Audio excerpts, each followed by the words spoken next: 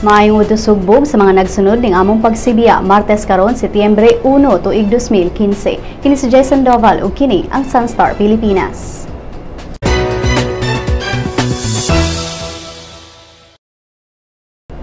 Energy and Conservation Program sa Pilipinas mas paligunon pa nunot sa gipahigayong 46th Experts Group on Energy Efficiency and Conservation meeting dinhi sa syudad sa Subo. Si Energy Department Undersecretary Donato Marcos nibutyag nga agresibo ang Pilipinas sa pagdasig ug pagtaod og renewable energy dinhi sa nasod. Sigon ni Marcos nga alang sa ilang energy efficiency program naka-generate na ang DOE og energy savings nga 1.6 million tons as of 2013. Dugang ni Marcos nga sa ilang panagpulong karon ilang tigumon ang mga pamaagi nga globally relevant alang sa harmonization ug connectivity ug mga best practices kalabot sa enerhiya. Sa maong meeting gipasabot og balik ni Marcos ang mga plano nila alang sa nasod. Una, ang pag-promote sa energy conservation ug applications sa mga best practices and technology sa enerhiya. Ikaduha, ang pagpalambo sa teknolohiya sa production and services. Ang ikatulo, ang pagpaubos sa impact sa energy production and consumption. Ug ikaapat, mao ang pagpalambo sa analytical, technical, operation, capacity building ug mga palisiya kauban ang APEC economies. APEC Activity Center giablihan aron sa paghatag og tsansa sa pagpahigayon og mga forum sa publiko kalabot sa Asia Pacific Cooperation Summit kon APEC ug kung unsa epekto niini sa Subo. Si Crystal Clemente sa report. Sa launching nga gipahigayon kaganinang buntag sa Dignitaries Hall sa Provincial Capital, nitambong ang pipila ka mga tinun-an sa lain-laing eskwelahan ug ubang personalidad kuyog ang mga miyembro sa media.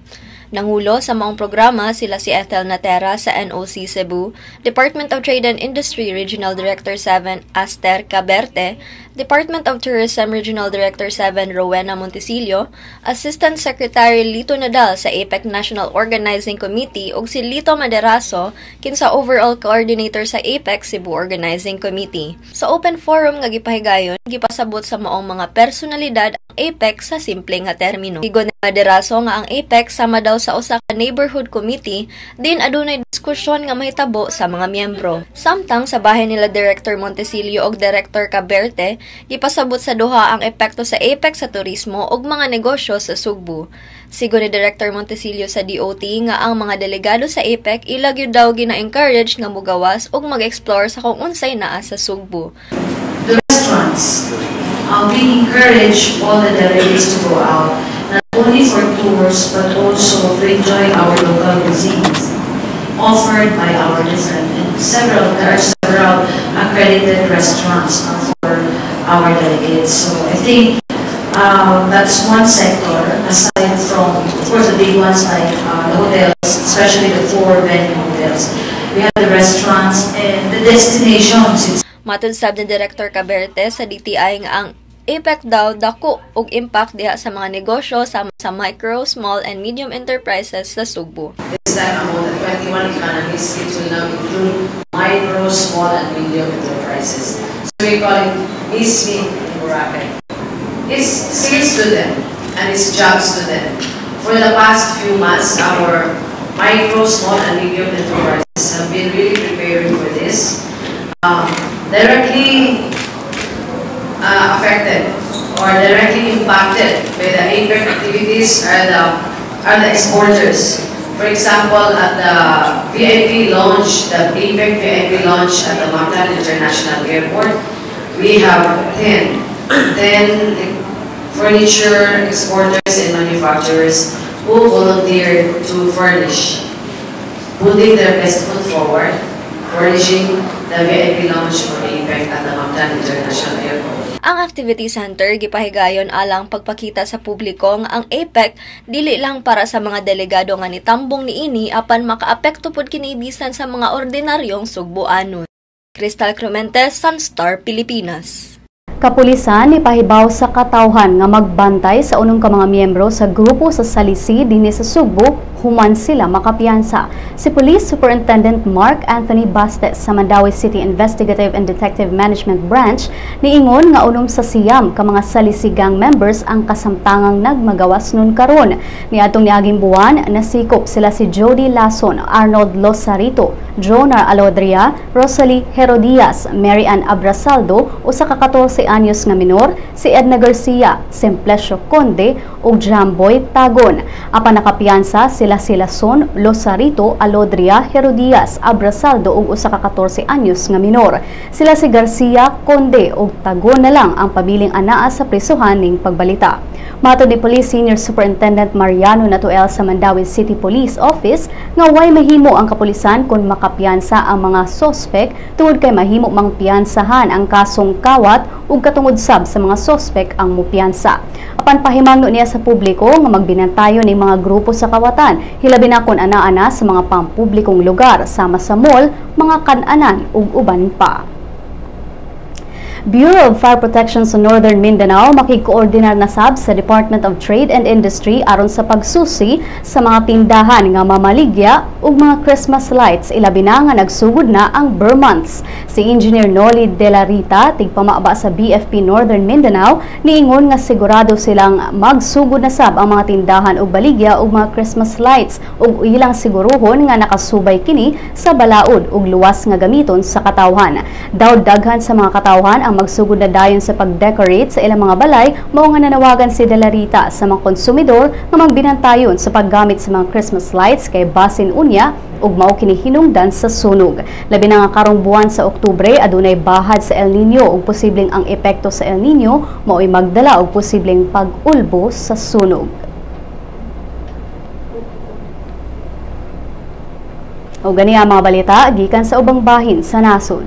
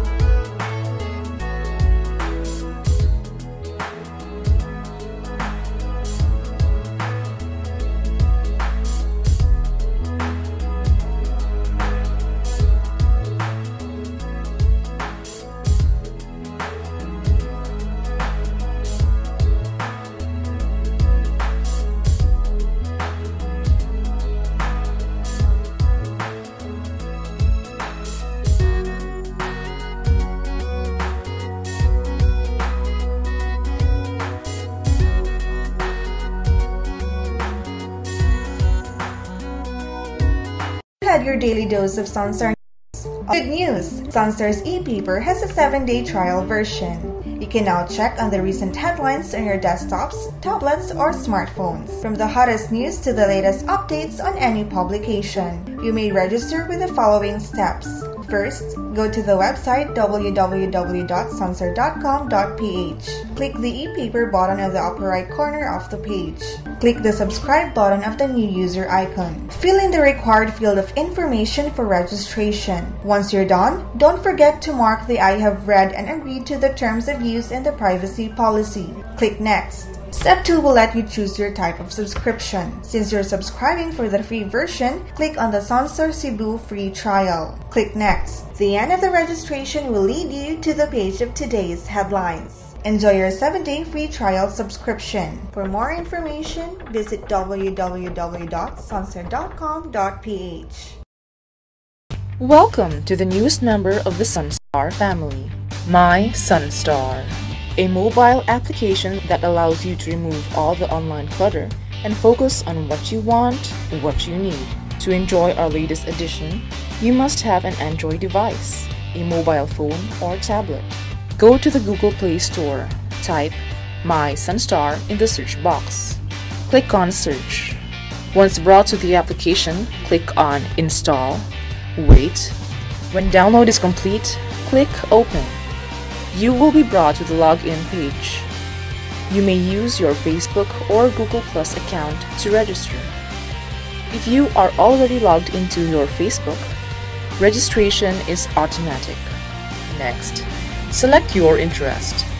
Click on at least 3 categories and at least 1 location like Cebu or Davao or any of the cities in the Sunstar network. When you're done, click on Done. Great selection! If you do not select any category or location, you will automatically be brought to the News Bits section where you can find, in one glance, a list of news of the day that you should know. If you have selected your interest, the News Bits will be the first list, followed by different categories that you chose. This way, you do not see all the other news and articles that will not be relevant to you. What you see is what you want. If you want to add more categories, click on the menu icon on the top left. Choose My Interests. Select again. You will also see in the menu information prepared specifically for the mobile app. These are Lotto, classifieds on jobs and properties, and obituaries. What makes My Sunstar different from the Sunstar website and the responsive mobile site is its customization feature. You be the judge of what is news to you. This app will also be available soon on the Apple Store, so those with iPhones and iPads can enjoy My Sunstar. Thank you!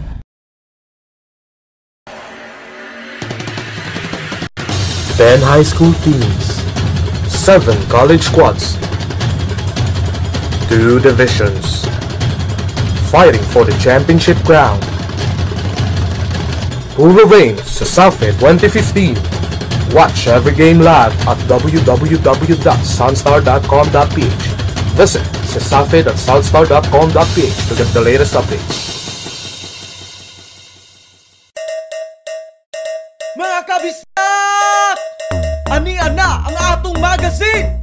Bisnak! Kabisnak ato ani gikan sa mga tanhang tod norte. Isan asa, mapadpad, bisayang dako, makalupad. Mahigugmaon, matinahuron, matinabangon, mapasigar buhot. Bisayang dako, ehemplo sa maayong lumulupyo. Anian na bay? Bisnak! Ato ni bay? Bisnak! Original ni bay? Bisnak! Bisnak Magazine ni bay. Ang Bisdak Magazine mapalit sa Newsboys ug sa inyong suking tindahan.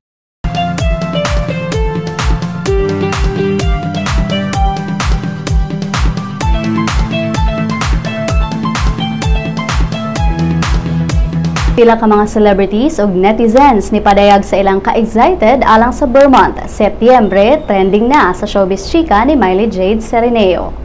Unang adlaw karon sa buwan sa Setyembre o pipila ka nato ang excited na sad sa Christmas. Tungod niini, nagtrending na sad nationwide ang keywords nga Christmas ug Setyembre. Si TV and radio host Team Yap ni greet na sa tanan og Happy Vermont. Matod niya, Christmas is just around the corner. Samtang ang actress ug singer nga si Lovie Poe nagtweet og naalala mo pa ba ang ika-21 gabi ng Setyembre? Waasa magpauwahi ang second big placer sa Pinoy Big Brother Teen Edition Season 4 nga si Karen Reyes. Nagpost kini sa iyang Instagram sa iyang hulagway kauban ng mga kuyog niya ug tan-aw sa salidang pixels with hashtag nga September 1 Feels. Ang PBB All-In second runner-up nga si Maurice Racal nag-tweet sab nga September, are you baking cookies? I can smell it. Samtang si Sarah Lebati nibutyag sa iyang Twitter account nga mapasalamaton siya sa Ginoo tungod sa kinabuhi ug sa oportunidad. Samtang ang former mainstay sa Kiddie Gag show Going Bulilit nga si Miles Ocampo ni awhag sa tanan to stay positive ug move on na ang uban. Waasab magpauwahi ang mga netizens sa ilang kasinatian sa Setyembre. Matod ni Twitter user nga si Chester Comia nga Setyembre and Christmas is near na daw. Samtang si Twitter user Larby Policarpio nag-good morning ug naghinaot nga maayo ang buwan sa Setyembre alang sa tanan. Why kaway September babies? Sab ang tweet ni Trixie. Dunay hashtag nga Berman. Apan kung ang uban excited na sa Bear Month this year, dunay uban sa Manipucholo nga nag-tweet og September na pero ikaw pa rin Agosto ko. O kini si Miley Jade Sereneo alang sa Showbiz Chika.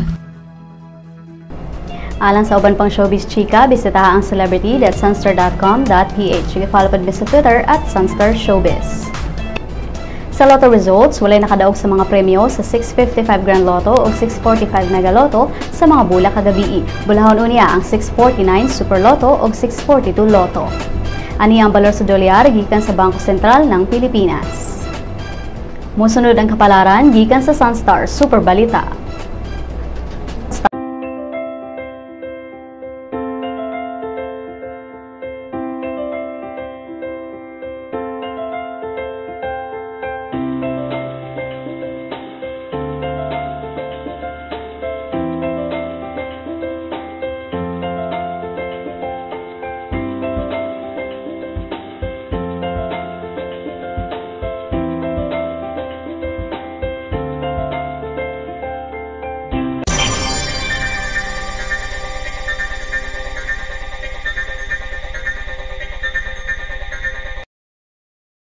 Ug dinhi natapos ang atong mabalita karong adlaw. Alang sa dugang pang updates, bisitaha ang www.sunstar.com.ph. I-follow sab ang among mga updates sa Twitter at Sunstar Online ug sa Facebook, Sunstar Philippine News. Kini si Jason Doval ug kini ang Sunstar Pilipinas.